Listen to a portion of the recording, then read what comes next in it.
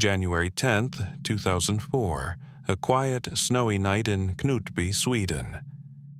Most of the village is asleep, but Sara Svensson is wide awake. She isn't praying. She's checking her Nokia phone. The message on the screen is chilling. The time is now. The king wants the obstacle removed. To anyone else, this is a death threat. To Sara, it is a divine command from God himself. But God wasn't the one typing. It was Pastor Helge Fossmo, sitting just a few houses away, manipulating a woman he had systematically broken down. This is the moment faith turned into a firing squad.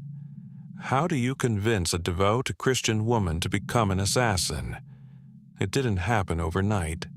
It started with the psychology of one woman, Åsa Waldau. To the outside world, she was a pastor's wife. To the cult, she was the bride of Christ. Behind the closed doors of the church, Åsa would engage in disturbing spiritual rituals, dressing in expensive silks and lace, entering a trance-like state to make love to God. This wasn't just a delusion, it was a psychological weapon.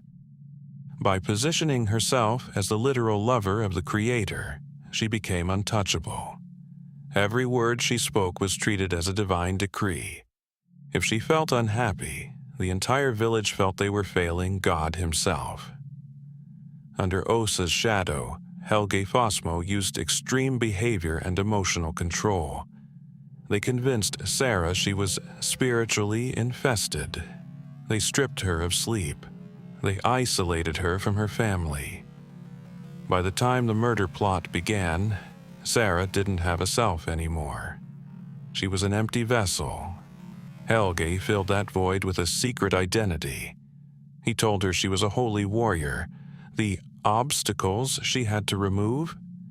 Helge's own wife, Alexandra, and a neighbor's husband. The motive wasn't holy, it was jealousy and lust. Helge wanted his wife gone so he could be with his new mistress. He just needed a divine excuse to pull the trigger. Sara Svensson walked through the snow, a silencer-equipped handgun in her pocket.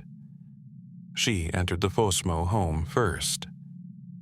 She found Alexandra asleep and fired.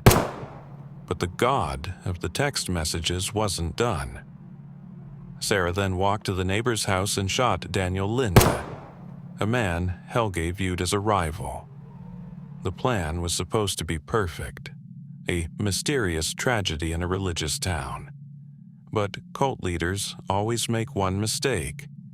They underestimate the power of a guilty conscience. When the police arrived, the perfect facade of Knutby began to crack.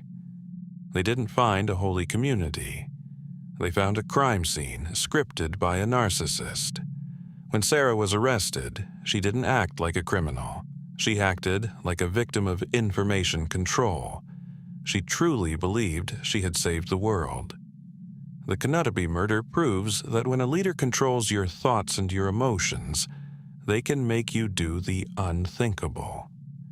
They don't just take your money, they take your morality. The trigger was pulled, but the mastermind was still in the shadows. Is the nightmare truly over? Subscribe and turn on notifications.